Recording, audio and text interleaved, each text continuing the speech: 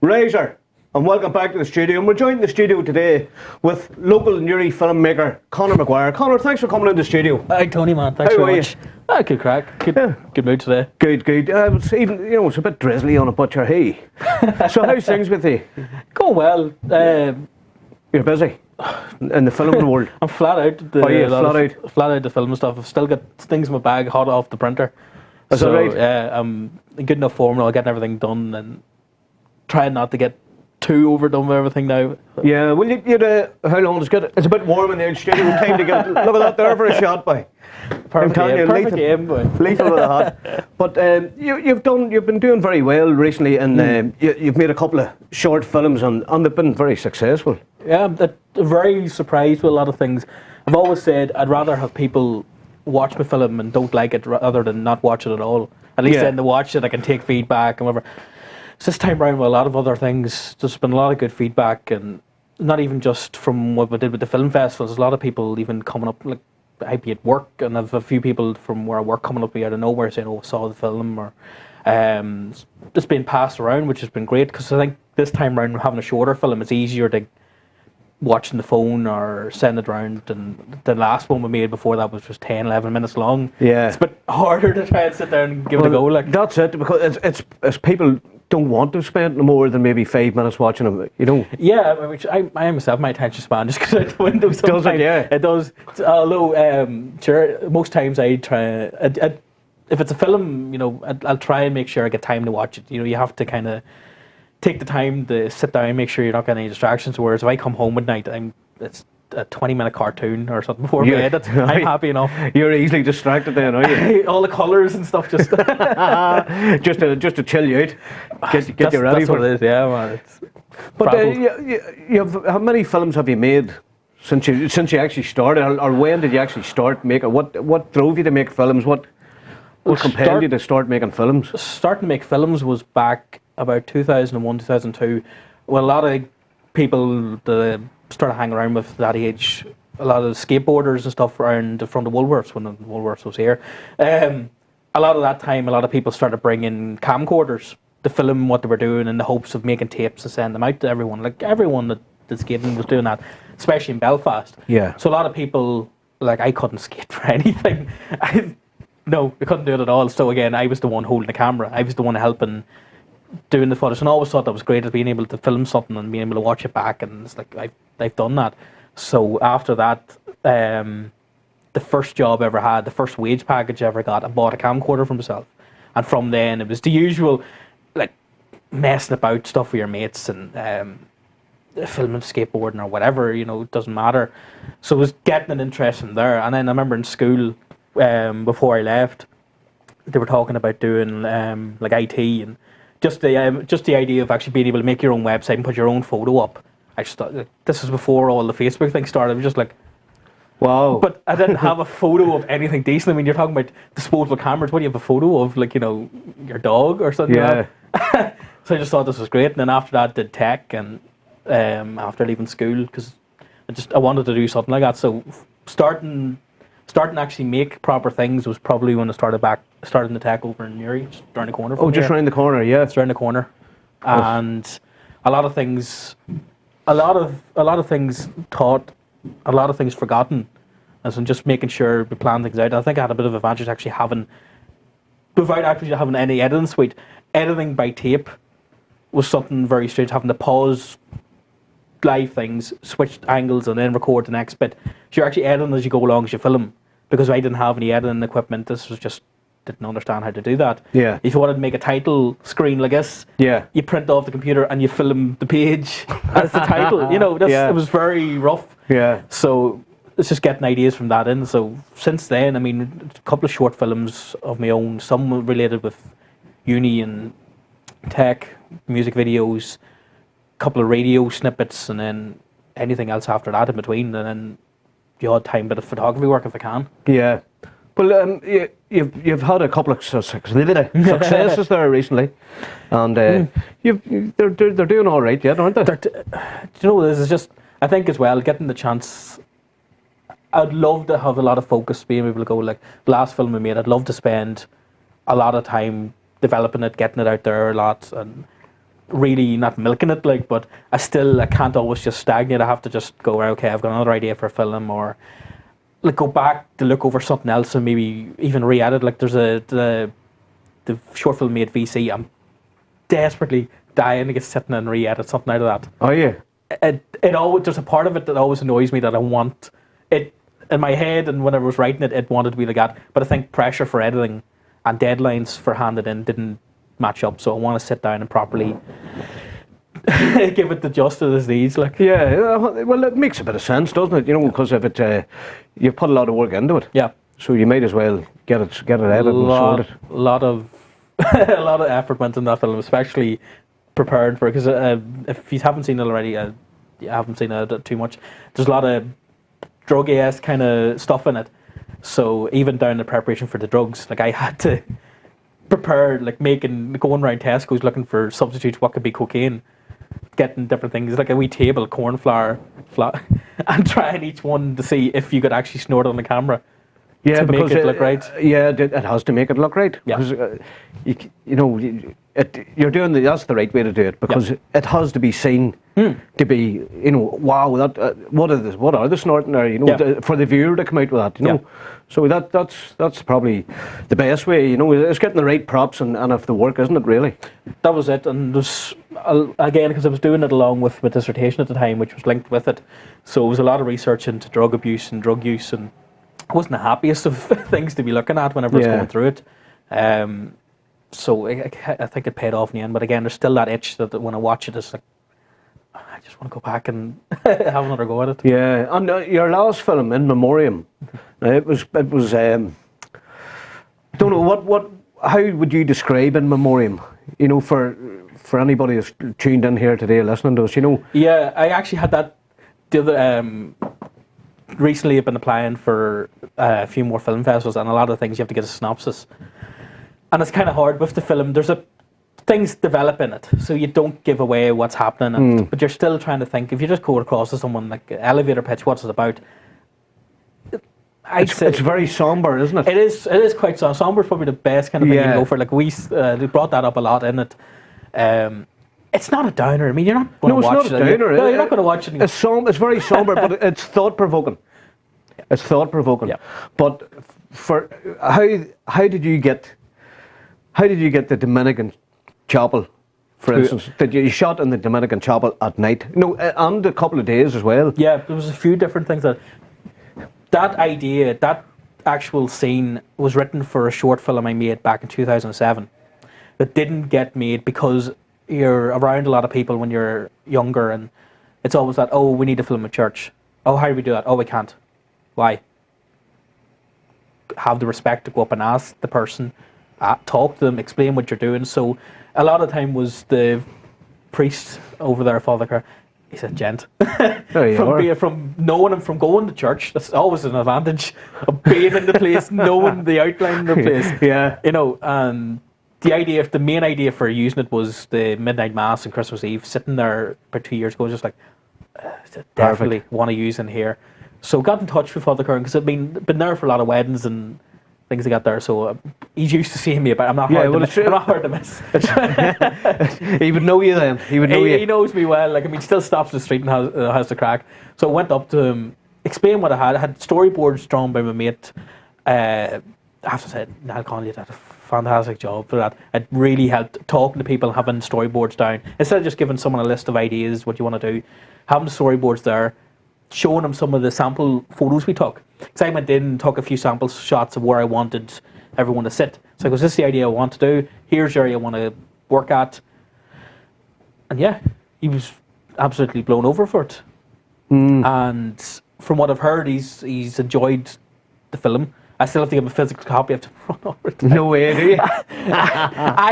Actually, to be fair, I do not have a physical copy of the film in hand yet. I haven't got around to doing it yet. It's on my computer, but I haven't actually. Yeah, of course you do. Of course you do. I think you're actually between yourself and Jason, the gent. Big raiser to Jason. Great guy, lovely guy to work with too. You know. I'm just going to steal a comment from Kevin Smith. He talks about Ben Affleck, that he would cast Ben Affleck as the shark in Jaws. That's exactly what I would do with Jason if I had a chance.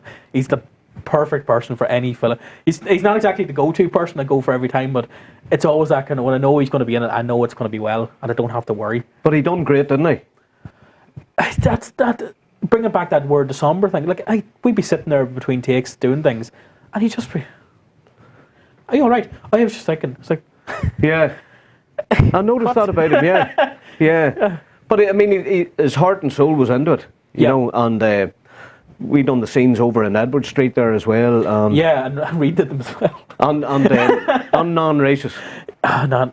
I think the non-racist thing, a lot of people thought, the best thing about the non-racist one I always remember was when we were actually filming the second time round, people were coming in, stopping and going in, and they were like, what's wrong? I thought they were going to come in as extras. Like, oh, we didn't want to disrespect. They actually thought it was a wake in the back. That's right. So I was just like, great, it's working. If they believe we're going to be okay then. Yeah, but you pulled it together rightly, you know, you done a good job on it. You knew what you were looking for and you got the shots you wanted, didn't you, really? A lot of stuff, well, we had a lot of planning for it, because we had to plan for things that were going to go wrong, which did go wrong, because I mean we were sitting with an Indian summer going on, so it was roasting hot one minute and then it was pouring out of the heavens the next.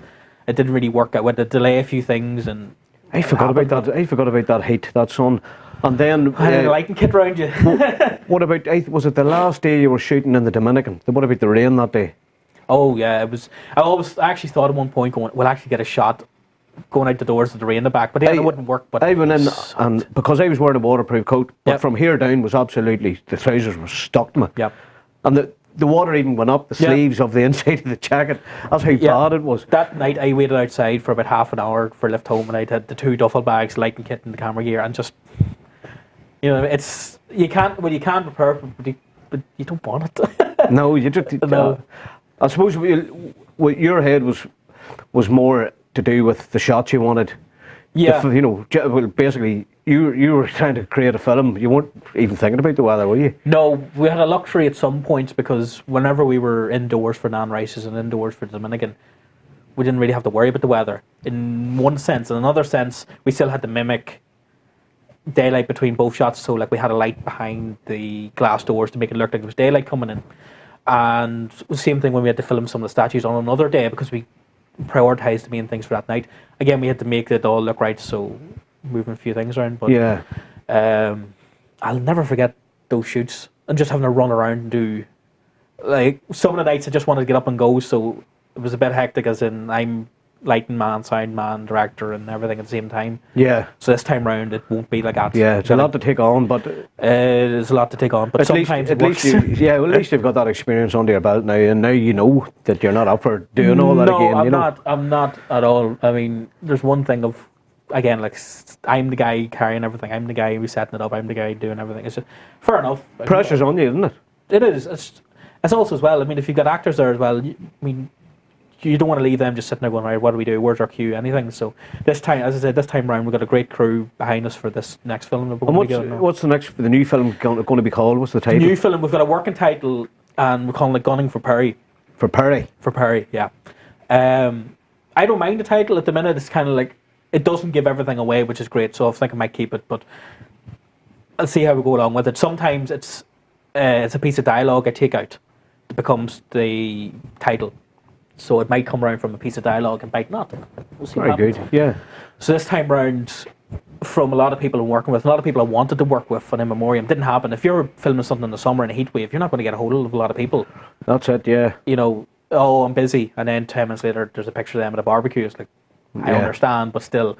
So this time round I got a great load of people involved for this one, from Belfast, from Newry, from Lurgan / Derry direction, because there's someone coming down from both places to help out. So, and I'm trying not to make it too awkward. Like, I want to get a lot of people that I know that can help me involved. So there's people going to be involved in this first run of filming, then the second run, and develop it on. But it'll be constant. The quality won't dip, because I know the way these people work. I've worked with them for years and a lot of things. Yeah. And I can trust them. I mean, I got my mate coming down now from Belfast, Joe. Good man. Razor Joe.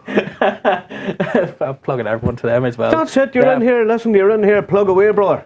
Give a shout out to all your friends around the world, because that's where this is going to. This goes out across the globe. Razor to all the friends around the world there. Good lads. Big cheers. Lads and laddies. Yeah. So yeah, for this one, a lot of people involved to save me a lot of hassle. I want to be in. I don't want to have to worry too much in this. I want to go down and enjoy it. Not to say I didn't enjoy the last things, I just want to be. But the pressure was on you the last time, wasn't it? Yeah. And now it's changed. You have people coming down from all over the place, as you say. No grey hairs. Neither have I. But no, in all seriousness, it's a very serious business, isn't it? Do you know this? I think anything media-wise, anyone that knows media or does media studies or anything knows there's a lot of. It's kind of like, you just run around with a camera all day, and they don't understand it. Like, even coming down to something like a wedding video or a wedding photography, it's not always like, we're turning up with your camera and we're going to take your photo. It's a lot of planning involved, it's a lot of stress, especially something, again, like a wedding video. There's a lot of stress. There's someone's wedding video, wedding photos. That's stressing us as well as them. I mean, for anything as well, there's a lot of planning involved, a lot of stress. So, being able to try and overcome that is great. So I think it's just having people understand what we actually go through. For this kind of film, this is a very short film, but yet the planning has been developing since at least late August, early September, from the last film festival. So you screened in memoriam at Newry's Film Festival. Yeah. Which, by the way, won an award anyway. That's right, we did. So soon after that, you just started into the new one then. Yeah. So you like to keep yourself busy, don't you? Well, it was a great way in one sense, like especially when there's a film festival going and you're involved and there's press about it. You can use that press to get people involved with the next one. There's no point, do you remember I was in a film festival half a year ago? It doesn't really work. So it can pay off a bit, but I would rather just start developing something then. And I've always got, I've got stuff written on my phone or wherever I'm about doodling, just an idea. As I said, I'm picking stuff back from that church scene from 2007. Just if it doesn't work, I'll shelve it. I'll come back to it later. You must have a load of stuff then sitting there, have you? I'll take it that's a yes. I have a few scripts. There's a few scripts I actually did put through for the what was it called? I can't remember. Something anyway, but there's a couple of screenwriting competitions, so I put them through for the Fountain State because I didn't want to develop them any further, because I didn't want to be I knew I wouldn't have the budget for doing it, so I wanted to pass it on to someone I knew that would understand what I'm doing and take it on board and go work with it. So a lot of times that didn't work because they want people who have written it and want to develop it. So there's stuff shelved that will be developed. There's stuff to shelve that I will not do.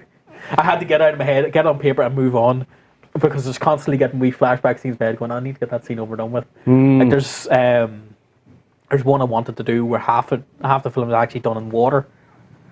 Well, waist high water kind of thing. So sitting going, okay, get it out of my head now, write it down. I can develop it later on, but see what happens. How are you going to get these shots?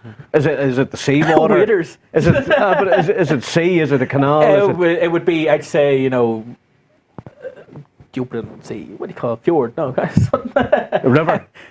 Something. I'm not the best when it comes to. You're going to have to stand somebody in the river. Well, that's it. I wouldn't expect anyone to go in unless I would. Yeah. I can't swim, but I'll still go in. Yeah. Waders, whatever. I'll do it. Like same thing with these films. Like if I expect anyone to have a beard, I don't need an excuse really, but I'll look haggard. I'll look scruffy if it's let's be fair. Yeah. Like I said, like with the VC visual conscious film with the drug abuse.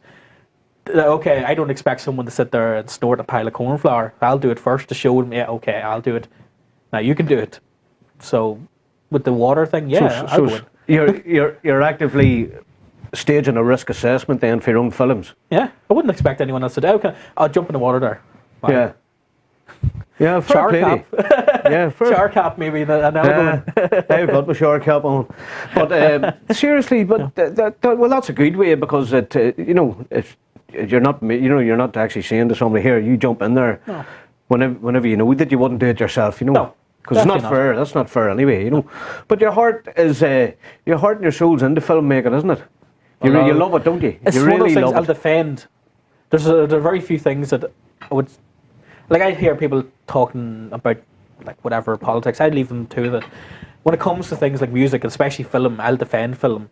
I mean, I don't like that sense. There's no such thing as bad films. There are bad films. There's terrible films. But you can learn from them. That's the thing you have to understand from it. Yeah. If you know why it's bad, you can learn from it, especially as a filmmaker, like what not to do. So I'm passionate about a lot of visual stuff. Yeah. Like, there's a lot of films I love that you would never really want to sit down with your group of mates and watch. It's not one of those kind of like films, but it's still like, you know, it's one of those things that get people inspired. Like there's a lot of films, like every filmmaker or filmmaker's into like, oh, there's the usual, like, there's like Pulp Fiction, and you know, it's key and it's at parts because you understand it. But there's a lot of films I'll watch. Yeah. I'm not going to really want. Like I remember whenever I went to yourself for In Memoriam, the sample video I showed you as a reference was The Seventh Seal. Evan Van Sant, I think, was the actor in it. From what I remember, it was in German or Dutch, completely black and white. The famous scene of the Knight Templar playing death with the chessboard. I'm not going to get a movie night in, popcorn, and watch that with a load of people. You know, but that was the reference thing I was going for. You know, it's obscure enough, but that's the kind of thing I'll go for. And you actually got them shots that you wanted to have to say. You know, you knew what you were looking for, didn't you? We had a lot of thought in it. We like when we had to refilm things, it was easy enough to come back in because we knew exactly what we were going for in it. A lot of shots, because I'm not one for lazy editing or fast editing it. So again, the best thing is just to plan it out, write it down. I can't stick people's everything on mine. Yeah. I'm desperate of it. And you got all the extras and all came down for you, didn't there? Was plenty of people. There was the regulars that came down. Bless you all. I really do mean that. I mean, that was again, like I said, I was in the middle of the summer. It was hard to get people that. Like I was funding that film completely on myself and whatever I had in my pocket. So a lot of people came down and for nothing and stayed, endured the film, helped get a bit of awareness for it. And there was a lot of people who said that were going to be there, didn't come down. You know, understand, fair play. I'm not one for holding grudges, like, but there's a lot of good people about the town. Yeah. And it always comes down to it's not always who you know. There's a lot of people I've never met them before in my life. Yeah. You know. Yeah. But again, I'll never pass them now in the street without. Oh yeah. You know, always like get down my knees and thank for being there. I met some nice people there as well. You know. You know who you are. Yeah. You know, without saying anything, like, you know. I should have printed off a list and just thank you. Yeah. Like an Academy speech. There's a lot of people who've helped out for a lot of these films and future films coming up, and I really do thank you all for everything you have done. I really mean that. There you go. So the new one's coming out. Yeah. Have your script done for it? Script's done. Script's in my bag, sitting over there. It's in the bag. It's just hot off the printer.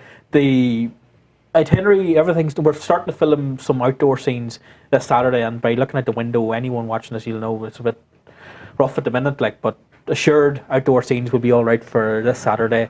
Plan it in batches. Script's done. Treatment, everything's done. We've applied for funding through NI Screen.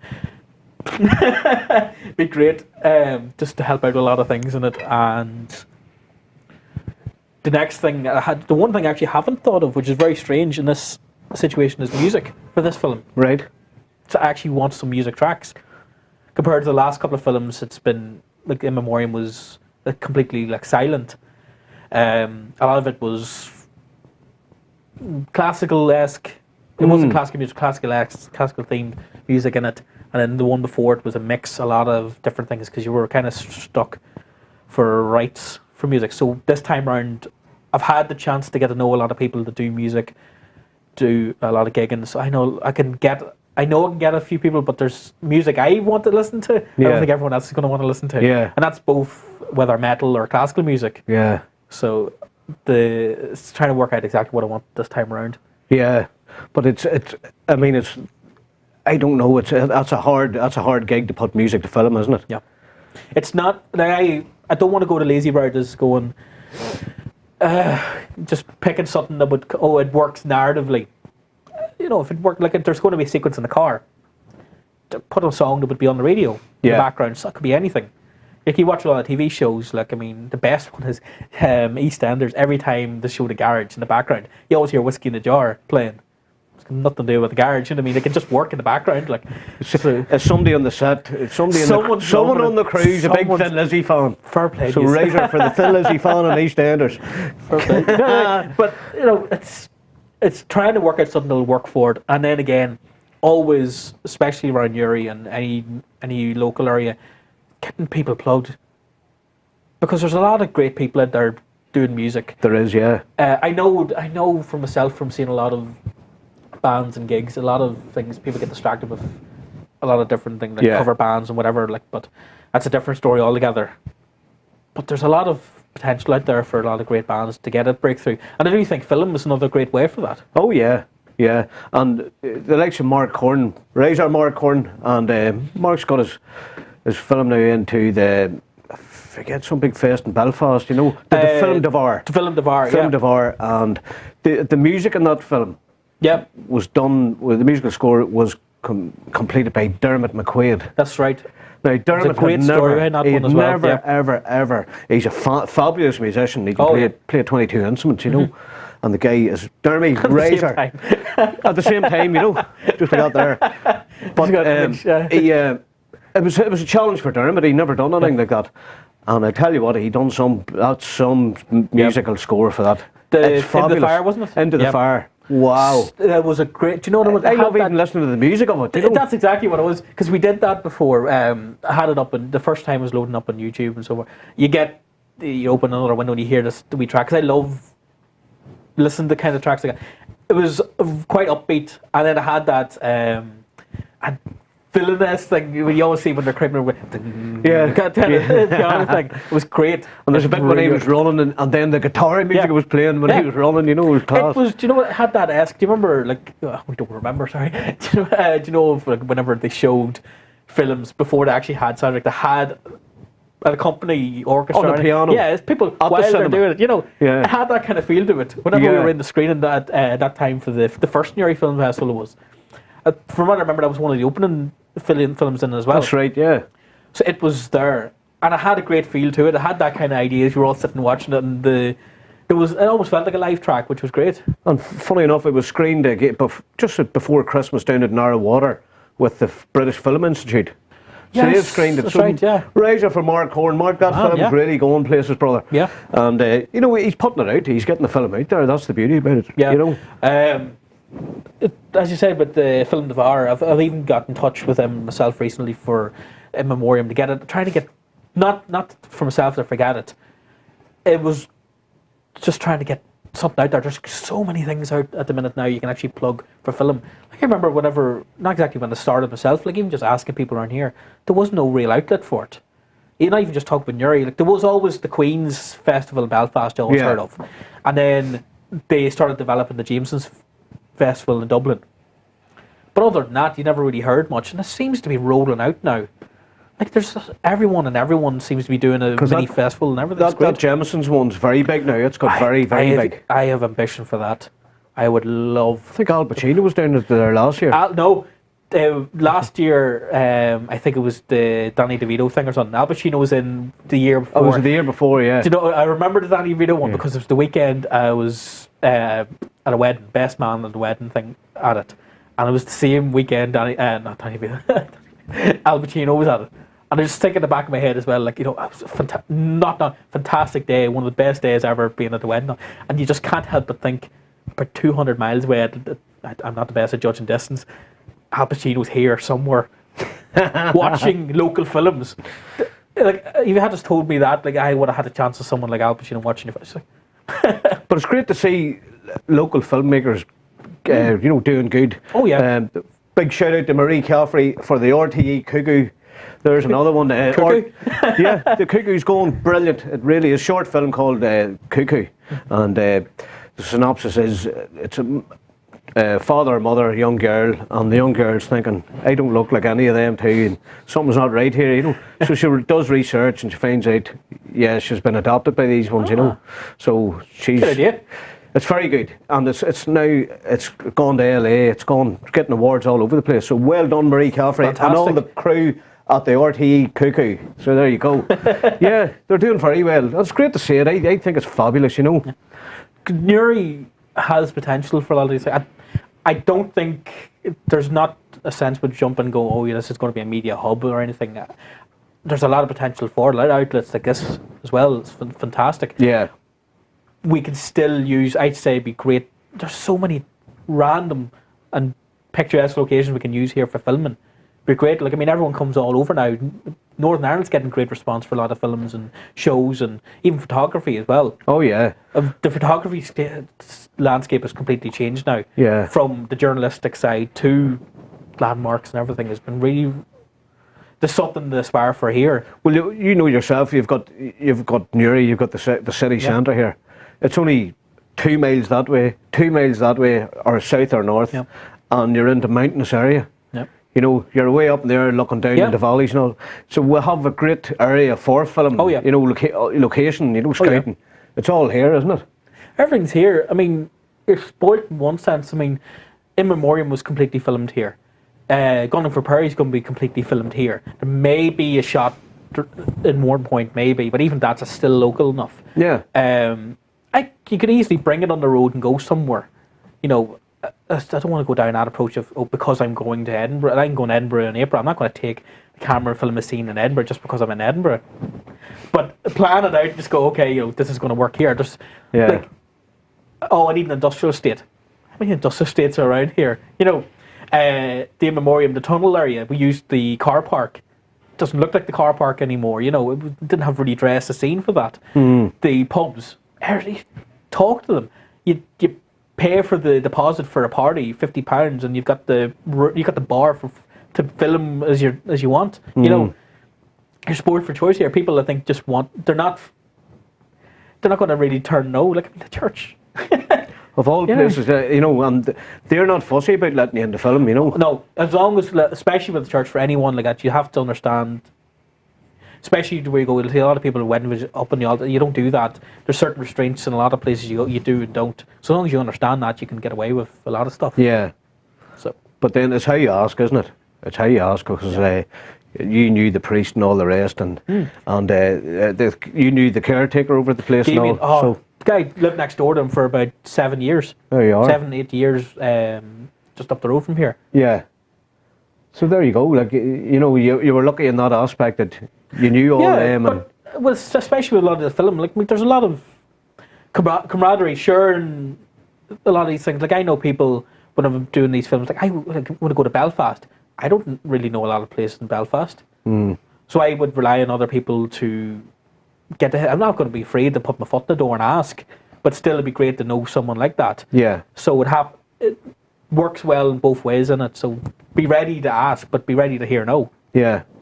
I've heard plenty of no's from asking for using places. Yeah. So, but you carried on. Yeah. Until you got a yes, didn't you? Yeah. There was a great one a couple of years ago. We did an awareness video for Cornwall Council for the Get Home Safe program. Yeah. So we went out and filmed, went to the nightclub, contacted them ahead of time. They let us in, let us all in for free, drinks, whatever. Take the crew in. Oh yeah, you can film the crowd, whatever. Like, just because we asked, we explained what we wanted to do. We asked. Brilliant. Plenty of other nightclubs around the area said no. But again, don't disparage, ask, explain what you're going to do, but just remember what you've said to them, you have to agree that that's what you're going to do and no more. Yeah. Don't kind of just think, oh, right, okay, we're here now. You know, just don't beg yourself, because you may need them again, they may need you, you know, it's of course, doing it. Oh, that's it. I try and get on with everybody, you know, and especially in the filming world. But I mean, if it ain't happening, it's not happening, you know. No. If I'm not happy with the script, I'll just say, look, I'm not happy with that, you know, because you know, as an actor, you're supposed to be going according to this. Yep. And if that doesn't match with what you think the film is, it isn't going to work. No, it's not going to work. Agree. You know, there's a lot of things over the last couple of years turned down, but it's mainly because the script might be dead on. I understand what's going on, but planning isn't great, or the planning's great, script isn't. So you're kind of dragging along on something you know isn't going to really have a great outcome. But even in saying that, as long as if the planning's there, if the content you don't like, you can still help. You know, the camera work could be great. You know, the people you work with could be great. You get networking in the film. That's the best thing about the filming is networking. I could be talking to someone now for this filming, who for my next film coming up, I want to use, I don't know, a horse. Oh, I know someone's got stables, so I'll keep in contact. I wouldn't know where to go to get a horse if I needed a horse. You know, We can get you a horse. get me a horse We can for get you no reason at all. Just put a horse at the end for no reason. just fitty with a horse. That's just Call it horse. That's a David Lynch thing. I don't know where the camera pans. There's a horse just staring. Why not? Just leave it open and just leave it. Oh, very lovely horse, followed head. But yeah, so it's all good. So you're kept busy. You know what's ahead of you. Yeah. And it's just trying to get it all together, is it? It's getting it together. Do you know what it is? Once I get the first run done this weekend, I'll review everything as I do most times round. We'll see where we're going especially if we get the outdoor stuff is always the hardest thing to do in here. Yeah. So if we get the outdoor stuff done, we're flying. Even if we start slowing down, I'm not too worried because I'm giving myself a realistic deadline with it. Like we did in Memoriam, because we were at the mercy of high funding, we kind of had like 3-week gaps between filming to give people enough time if they need to work off or whatever. So this time round, we'll have same kind of gaps, but still keeping the schedule. Get it done, realistic time, get it finished. And then you're going to enter it in festivals again? Yeah.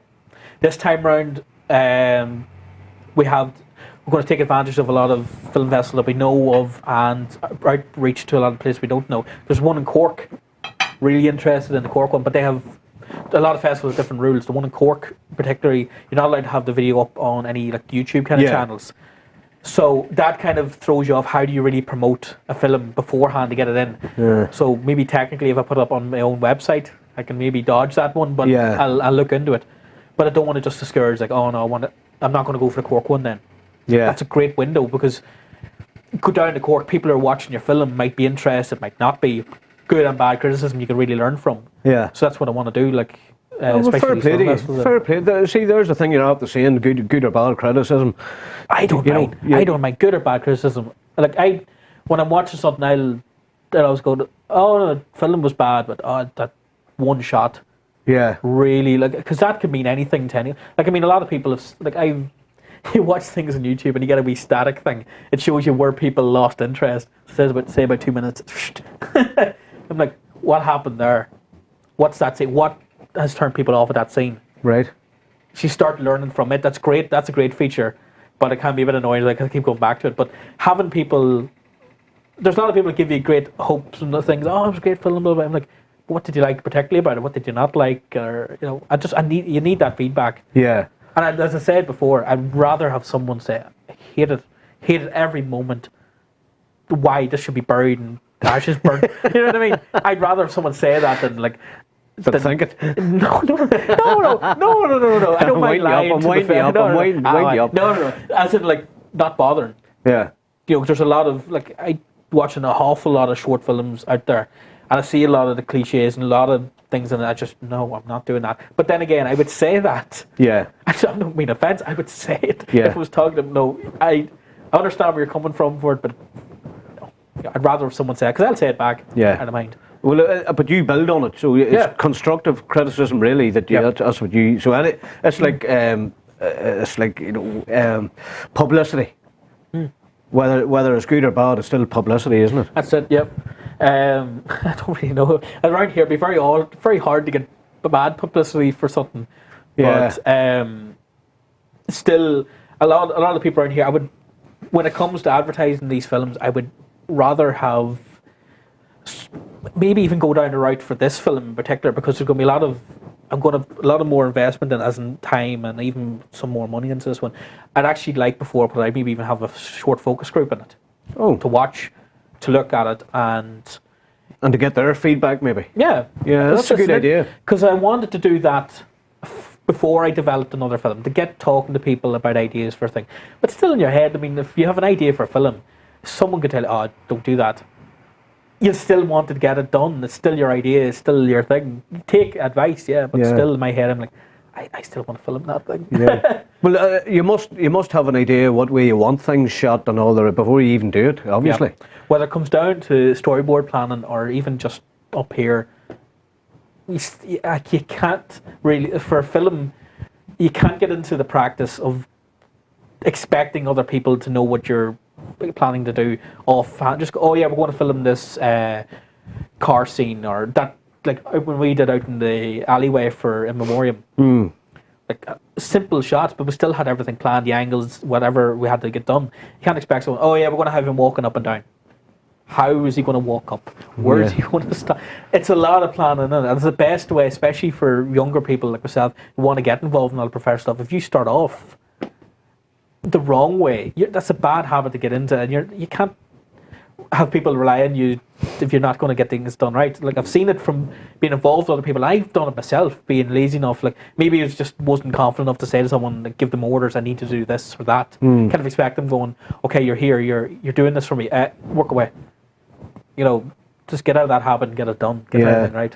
Although what I did notice about your last film, you know, and at the start of it, in non-races, that took an awful lot of time. Yeah. Because you just weren't happy with your shots. No. Completely refilmed. But what I did notice after it, when we finally got it done, and then we done the shots over in Edward Street. That's right. Yep. Now, by the time we got over there, it was a whole different scenario. Yeah. So you knew exactly what you were looking for. Yeah. But it was hard even to get that narrow. You wanted a close up, narrow, and then a long, a long shot. Yeah.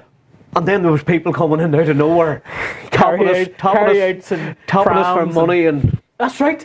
I remember that. Setting up the camera for the next shot, and I thought it was Jason tapping me for your man, money for going to shop or something. But I wouldn't mind if he had says, "Would you have a quid on you? Here, boy, would you have a favour till I get a bottle of cider? A favour till I get a bottle of cider?" He says, "No, I haven't." Some cider. Polaris 120 or something, a 4-litre bottle. Oh no! He wanted the real good stuff, like Mawadi and everything. A favour. He must want the sandwiches ice, and all. Bag of ice. I should have said, "Here, come on, Conor, cut there. We're going out in the drink with this man." Like, you know, for favour. Honest to God, would you quit? Like, no, would you give us a favour? But like we were talking about, we had some laughs over there. There was a few foreigners come on the scene too. They were well mangled as well. They were, although that was one of the only times ever going out and filming and having to like lift the camera off the tripod just for fear of either someone knocking it going because. Oh, you didn't know. Them boys sort of, they looked threatening, didn't they? The foreign guys. It's actually, but it was like you sit there like me and Jason going like we'll try and look. They just give him a big razor and put the hand out. Oh yes, the razor, razor. We're filming here. Slide on. It's gone international now. Yeah. No, it doesn't work. If me and Jason sit there and try and put on some sort of face, it doesn't work. Well, I'll give you another. I'll start giggling after like a few seconds. It doesn't work. When we were doing the Newry News one, Q feeding Razor Q and Gino Lynch and Aidan Carroll were down on the canal bank opposite Bellini's on the canal side.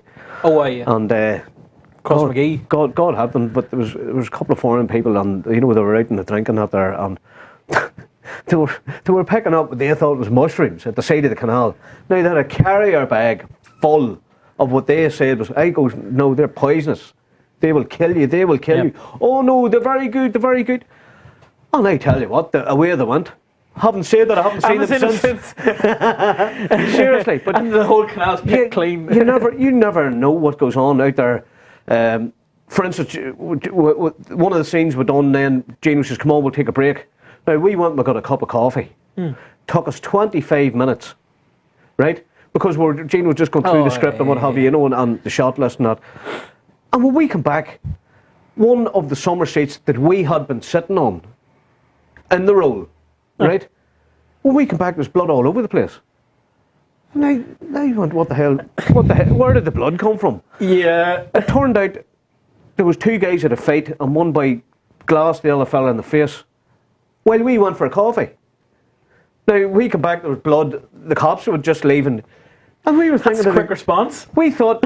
I said to the police, I said to is there anything, what's wrong? I said, we had been filming here 20 minutes ago, 25 minutes ago. And he said, well, when news left, there was two guys came down here to have a fight, and one of them glassed the other fella in the face. He's away at the hospital, face cut off him.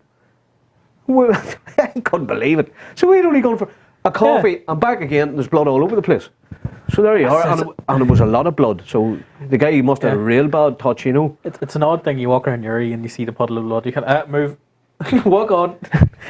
Most I just want to be sitting there. I'm the one. They look at me and they look at the puddle of blood. Charlie Manson look like walking around Newry and the puddle of blood. Yeah. No. The armed response unit coming your way. But it just shows you, you even out in the streets, you don't know anything can happen like that there when you're filming, especially. Oh yeah. from random crowds of people coming up or Random crowds, I love that. You're filming and the next thing, random crowds appears. usually carry out in tow. Most times, yeah, especially for any, not even just even for around here, anywhere you go, you'll have to be prepared for that.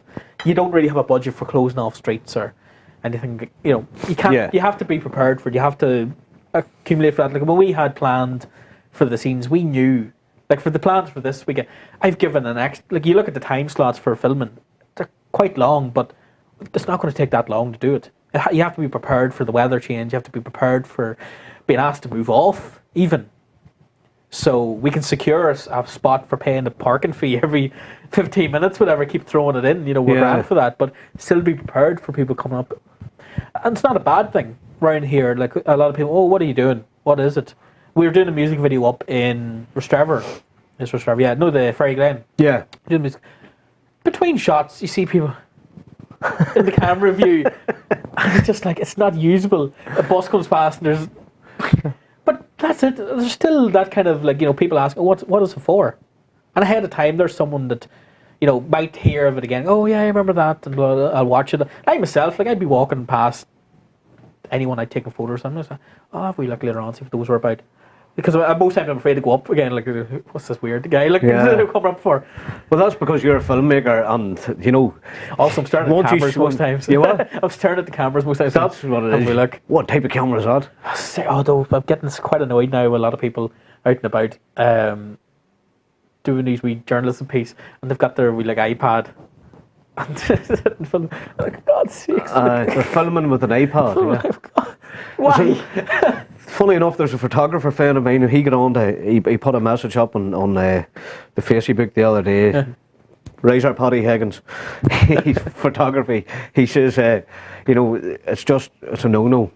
You know, seeing people actually taking videos and photos and using them. Oh, as photography. Out and about, you know, if you're going out for the day, take the tablet, take photos of it, you work away. Like first, I went to the Game of Thrones exhibition in Belfast with the girlfriend. I went around the set, everything was great, and we kept hearing this noise. We're like, what is this? This guy was walking around with the iPad, and he had it on Skype, and his friend was somewhere in America, because you could hear the thick American accent coming through. He was on Skype showing him around the exhibition. But that is great, though, in one sense. But if that was me, I'd charge the guy 2 tickets to be there for doing that, because there's a guy getting the exhibition for free. But still, I'm sure all the details are on the internet anyway. Most of the pictures. Yeah, I'm but sure. This is something that only was going towards, from what I remember, Spain and like England and here. So this is something that even the Americans hadn't got at. So I was going, I just insane. Like, but you could never think of doing that years ago. Yeah. Like you miss out. But in general now, even from you started making films, the technology has changed so much in them few years. Yeah. Now it's going to get it's changing all the time. Have you seen everything for now? These 4K cameras are coming out. This is as technical 4K. or anything I'll get talking about at all. I went to there was a show, TV Bay did a show in Belfast. It's a full magazine, you can subscribe to it for free, you get everything, all the information. Great filmmakers, great advice, great shots in for everything, because there's a Blackmagic camera I really want to invest into. But again, I'm not going to use it for doing a couple of wee shots around the town or something. That would be for proper step up stuff. So anyway, the 4K thing, like sitting in there and they're showing you, okay, this is a shot in 4K. Here's, you know, when you zoom in on something, the detail getting right down to something that small. Does it get into all the pixels? That's the thing, there's no real pixel. It's so clear. Like, I mean, like a shot like this, you could get a great wide shot right down to someone's house, get it perfectly in frame, and the quality's still perfect. You popped your mic, dude. You popped your mic. It just popped his mic live in the Banter show. But the 4K, the 4K is the way to go then, obviously. But I mean, it will be. But it's going to be serious money, isn't it? The first TVs from it were like 40 grand per camera. No, per TV. Per TV. To view 4K. So you need the 4K TV for the 4K system. So you couldn't watch it in that then. No? Do you know how much the memory card is for 4K camera to record about half an hour to 40 minutes of footage? Talking at least £600. For a memory card? I was sitting in the wee talk, I was sitting there going, I'm the poorest man in this room. Everyone else is going, yeah, I can understand. I'm sitting there going... And how much will the cameras cost in the region? Yeah, at the minute, look, this has only been rolled out, but he was showing us, okay, TV probably about this size. I'm actually afraid to touch it. I'm not that flying. No, you're all right. You're all right. You're talking about 40-something grand, but they're dropping dramatically now. Samsung's starting to develop them now. You can get the curved ones and everything coming out. They'll be a couple of grand soon. Yeah, and then when they come out at a couple of grand, the following year they'll be down to a grand. The following year they'll be 500. To be down at Murphy's around the corner for nothing soon. Like, but, I mean, it's that kind of thing. That's something. It's going to be something we will have to deal with. But from now, we're happy enough. I'm happy enough running around with the DSLR. But again, like that DSLR camera, like even the camera on my phone I have at the minute, I'd spent £100 on a camera back in like 2007. That camera can't take half as good photos as this camera on my phone. On your phone? On the phone. It's crazy, isn't it? And I look back some of those photos, and I remember taking and going, oh, that's do you know that? Yeah. That's unbelievable. Everything's shit, but it's trying to play, not exactly trying to play catch up, but get into it. Like, I still have my collection of DV tapes. I still have my old the VHS H tapes, the smaller, thicker ones. I still have all those tapes. I still have whatever, like cassettes, everything. I still have all that kind of stuff, but still just have to get a heads up for it. Yeah. I remember at one point going, I'll never use the DSLR for filming. I'll never use a card for filming. There you are. Yeah. There you go. Regret. I would never turn back from it at all. And I used to, like, way back, I used to film bands, for promotional videos and that, and it was SVHS. Yes. And even that camera today, the microphone on that old camera, the microphone is incredible. Yeah.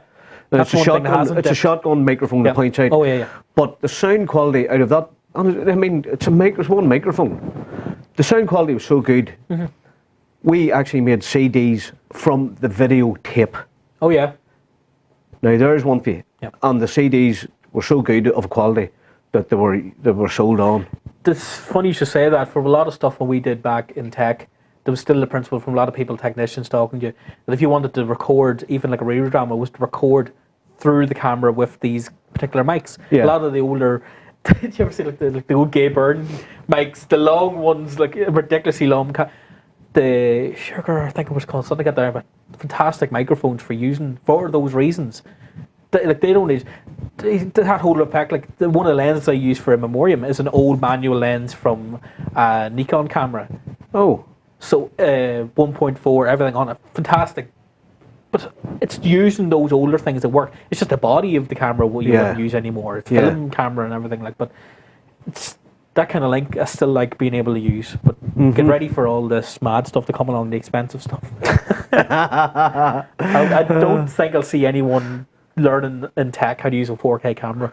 Can't see it for the foreseeable future, but within the next 5 years they'll be there, I'd say. They'll be out and about. Everybody's. I'm getting scared now. Well, listen, unfortunately, Conor, it's come to that time of the day. We're getting the time out. That was very interesting, I have to say. A bit technical near the end, but I just... I would never talk about it. Technical's good. But I'll tell you, you'll come back in again, obviously. I would love to have you back in. I'd love to have a roundup, yeah. And you let us know how you're getting on and that, will you? Yeah, for this show, there's so many possibilities. I'd love to do even like something random, like you do an auction or something on this thing, no problem. There you go. Something, anything. Well, this is Destination Banter with the Razor, and we've had a good day, haven't we? Absolutely. You enjoy it? Oh yeah, back again soon. Big shout out to all the friends that are right around the world. Hope you're all doing all right. And everyone local. Folks, we're out of here. Razor.